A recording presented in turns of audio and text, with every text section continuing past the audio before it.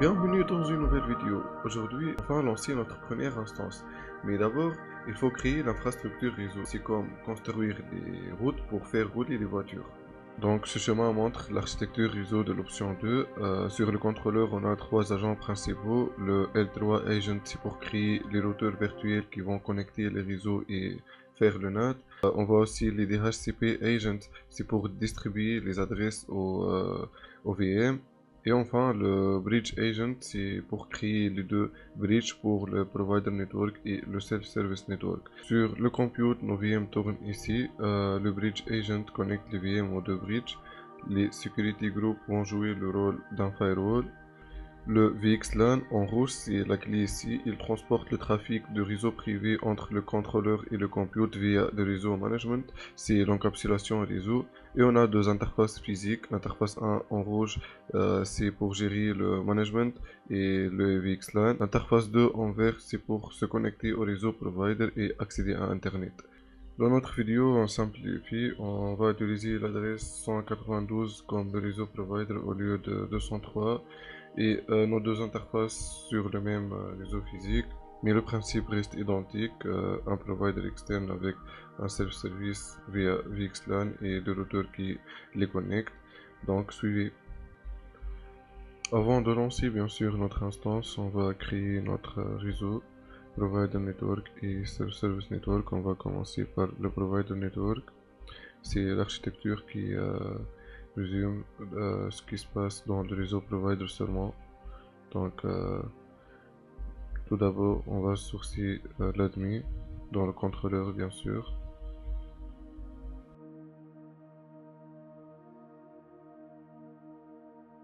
Puis on va créer notre network. Ici c'est share, c'est pour permettre à d'autres projets d'utiliser ce réseau. Externe, c'est pour accéder à internet.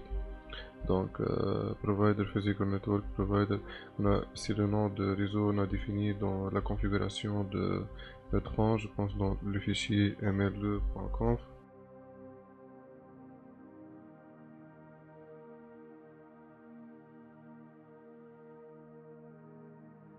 Voilà donc ml2 config, on a déjà défini ça dans la configuration de Tran. Donc la prochaine étape c'est la création de subnet. Ici on va définir l'adresse qu'on va utiliser. On va utiliser 192 à la place de 203.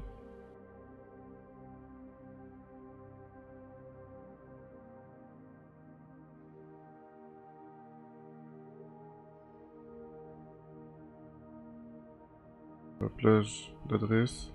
C'est pour ne pas faire de conflit, c'est que il n'y a pas d'appareil connecté dans les adresses qu'on va utiliser.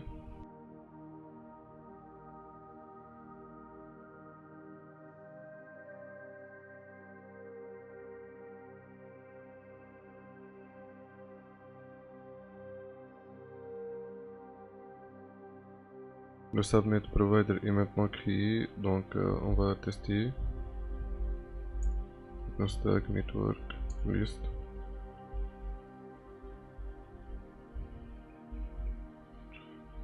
OpenStack network pour voir mieux de détails. OpenStack network show. Vous pouvez mettre l'ID ou le nom de réseau. Donc app. On passe maintenant à l'étape suivante, le self-service network comme on a dit. Donc voilà l'architecture qu'on a déjà vue. On va créer maintenant le self-service network avec l'utilisateur non privilégié, le démon OpenRC dans le contrôleur.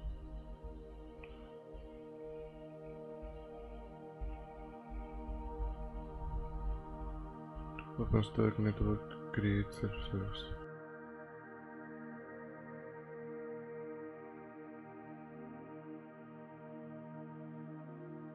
Donc puisque notre rang requiert le rôle member or admin pour créer le réseau, on va assigner le role member à notre utilisateur démo.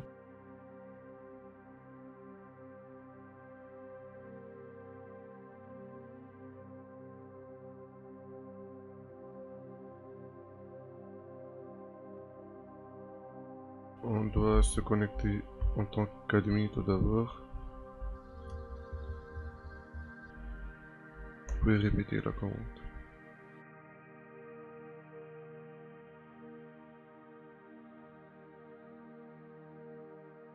Et voilà, donc le réseau self-service est créé. On va passer à la prochaine étape. On a déjà fait cette configuration dans la vidéo de Netron. Maintenant, on va créer notre self-service avec la même adresse 172.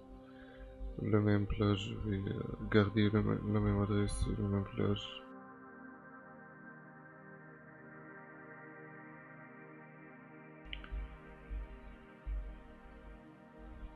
Maintenant, une autre étape très importante, c'est le routeur virtuel. On va le créer pour connecter les réseaux de même, avec le même utilisateur démo OpenRC. Donc,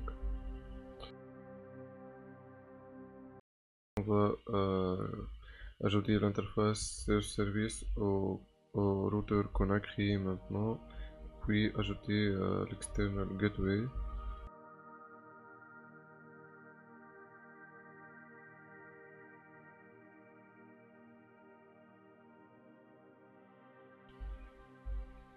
Et maintenant, l'étape de vérification, donc avec l'admin, on va lister les namespaces.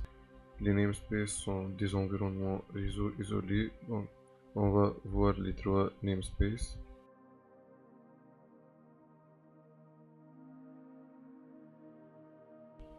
Donc le premier namespace c'est pour le provider network, le deuxième c'est pour le self-service network et le troisième pour le routeur. Maintenant on va lister les ports de routeur. OpenStack pour list router.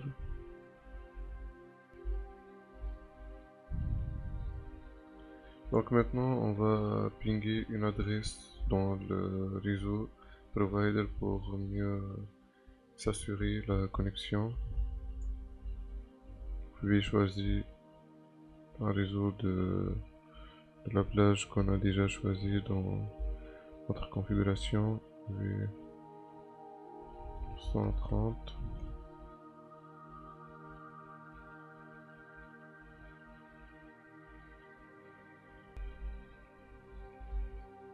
C'est que notre bridge qu'on a créé est désactivé, down comme vous voyez, donc on va l'activer maintenant.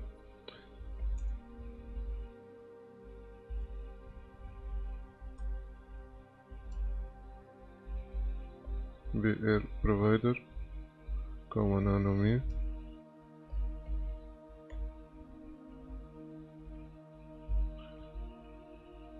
Donc encore on peut pas accéder à ce plage d'adresse car on n'a pas encore créé de VM, donc c'est pas un problème. Mais pour mieux vérifier, on va essayer de pinguer et accéder au contrôleur et à internet depuis le routeur qu'on a créé. Donc pour cela on doit tout d'abord voir l'ID de notre routeur.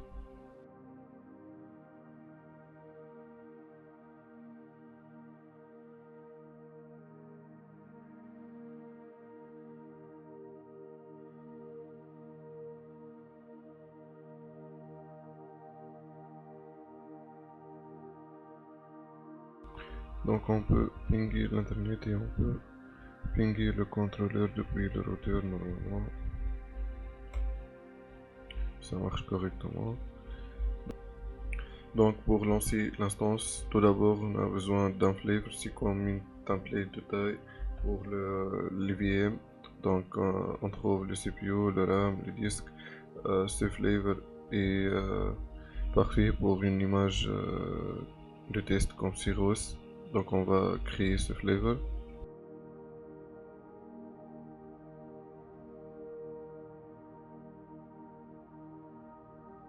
puisque les mots de passe des images cloud comme Ubuntu n'utilisent pas un mot de passe par défaut, on va générer un clé pour l'authentification. Donc tout d'abord, on va se connecter en tant que démon, en tant que user.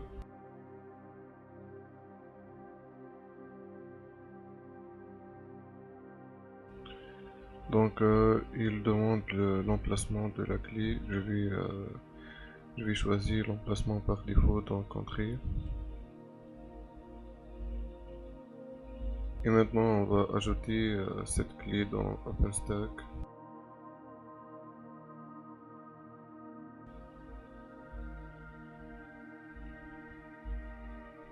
On va vérifier OpenStack Keeper List. On doit trouver MyKey. Et voilà. Maintenant pour le Security Group, on va permis d'utiliser le ISMP et d'utiliser le SSH. Donc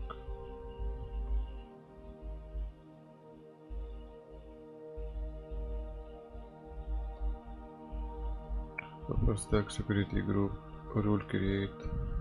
On a créé ces deux rôles dans le Security Group. Passons à l'étape suivante maintenant. L'étape attendue, c'est la création de l'instance.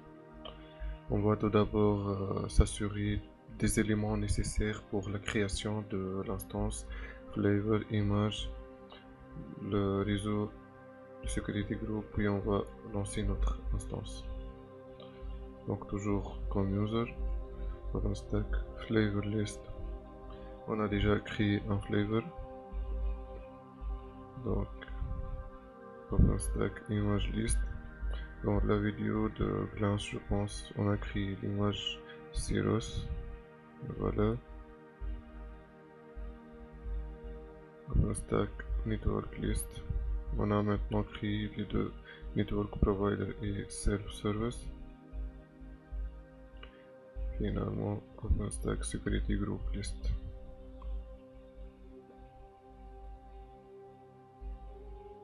Default security group. Maintenant, on va lancer notre première instance. On va remplacer le self-service ID par notre ID et lancer la première instance. On va le nommer self-service instance key name MyKey security group default security group. Ici on va changer par le self-service ID. On a déjà affiché.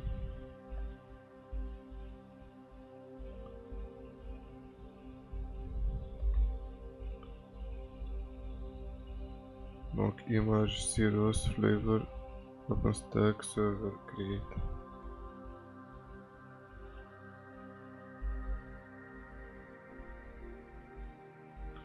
Et voilà, notre instance est en train de démarrer.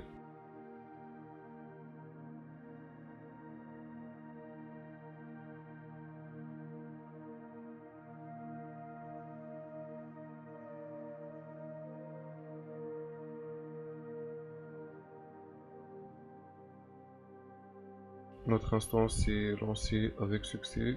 Pour mieux voir ça, on va sur l'interface graphique Horizon et on peut aussi même lancer une instance manuellement.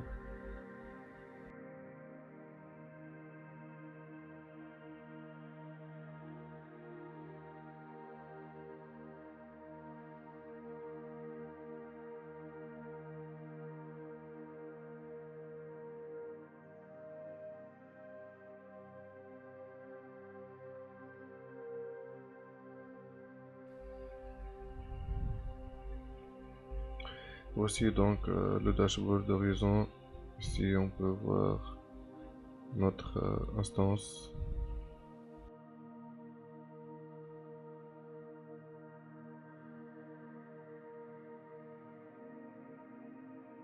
Et voilà notre instance running.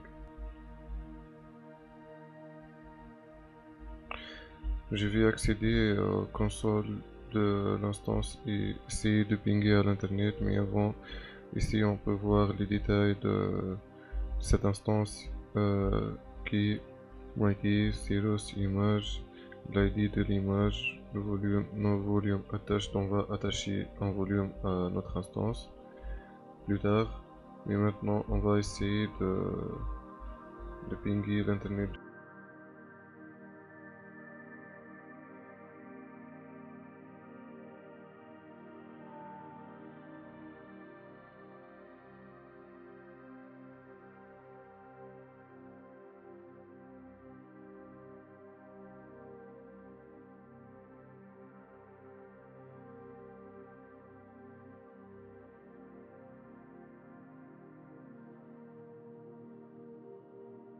On a bien avancé comme il a demandé ici dans la vérification, il demande d'accéder aux consoles de cette instance et pinguer l'internet, pinguer l'adresse de gateway.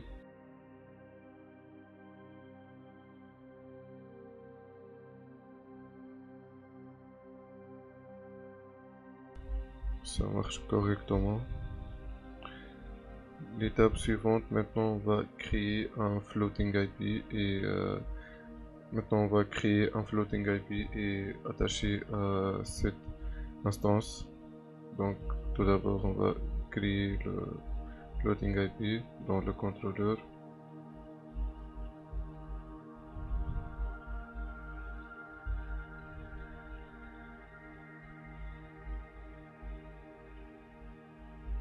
Et on va l'attacher à notre instance.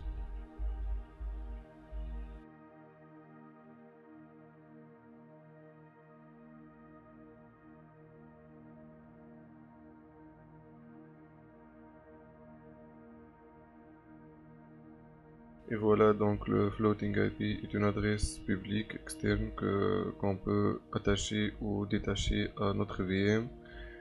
C'est le même pour le volume, mais avant on va voir ensemble la topologie de notre réseau.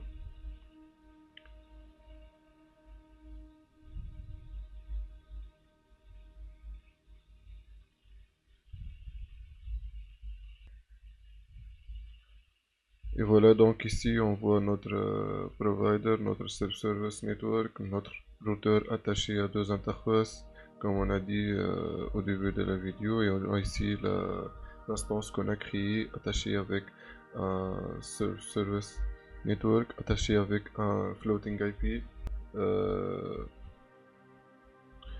Il y a aussi un graphe plus clair ici qui explique mieux l'architecture, la topologie. Donc ici on a le self-service attaché à l'instance à l'aide de floating IP. Ici on a le routeur avec deux interfaces. Ici on a le provider network. Je vais essayer de faire une instance mais sans l'attacher avec le floating IP avec le self-service pour voir la différence. Je vais lancer cette VM depuis Horizon instance.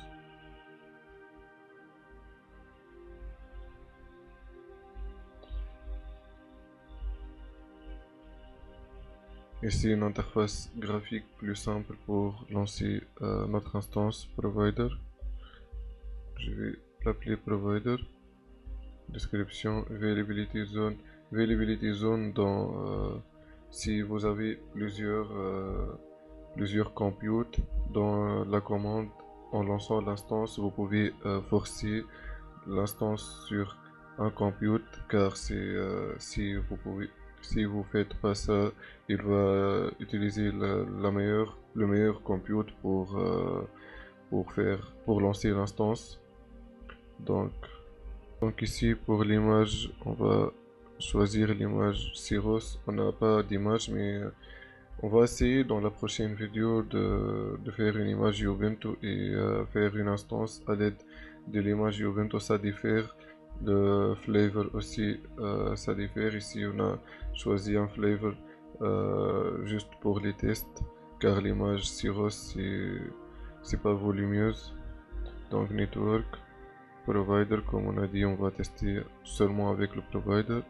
Network par security group par défaut. Vous pouvez modifier ou ajouter un security group qui pair.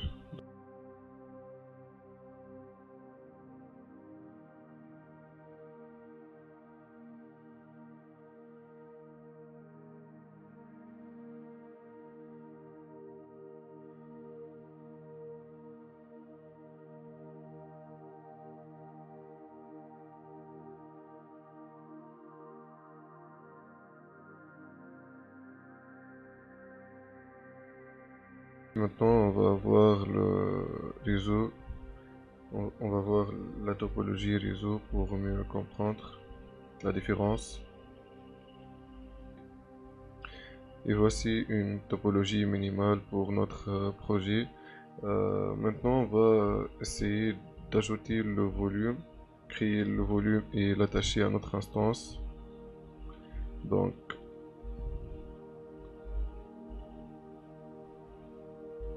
toujours en tant que user.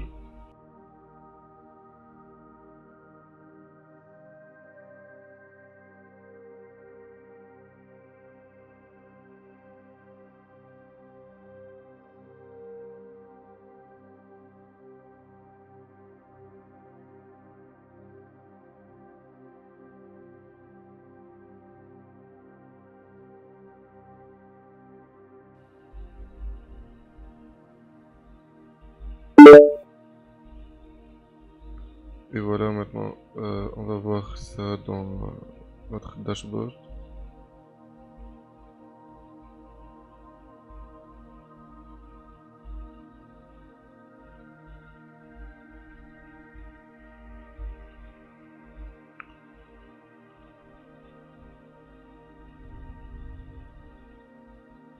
Donc ici, on voit le volume 1 attaché à notre instance convenablement.